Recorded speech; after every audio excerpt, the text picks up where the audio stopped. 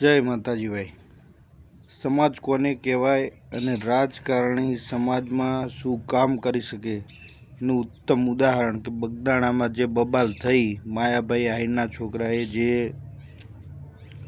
બગદાણાના trustee ઉપર જે હુમલો કરાયો એની બાબતે એ બી ભાજપમાં છે અને શું કહેવાય કોળી સમાજના નેતા હીરાભાઈ સોલંકી પરસોત્તમ સોલંકી એ બી ભાજપમાં છે। તોય પણ રાજકારણ સાઈડમાં મેલીને સમાજની પહેલાં જે વાત લઈને 24 કલાક બી થયા નહીં ને જે એસપી કે ડીએસપી હતા એને કેસ ના લીધો એમની બદલી કરાવી દીધી। તો આ ઓરિજિનલ સમાજના માણસો કહેવાય, સમાજસેવક કહેવાય।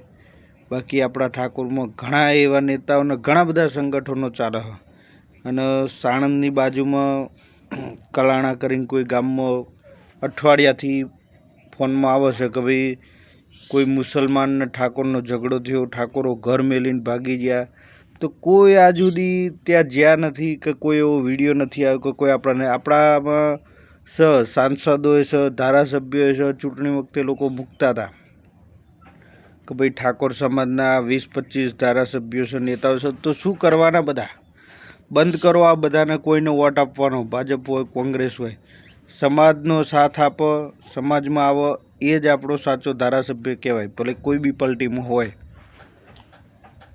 સમાજનો નહીં એ કોઈનો નહીં, સમાજમાં રાજકારણ હોવું જરૂરી છે, રાજકારણમાં સમાજ હોવું જરૂરી છે, સમાજમાં રાજકારણ નહીં। તો ધારાસભ્ય કે નેતા હોય તો કોઈ સંગઠન કે કોઈની જરૂર ના પડે, હીરાભાઈ સોલંકી જેવા હોવા જુઓ। આ કોળી સમાજના ધારાસભ્ય પણ સેલ્યુટ કહેવાય આવા ધારાસભ્યના। જય હિન્દ, જય ભારત, જય માતાજી।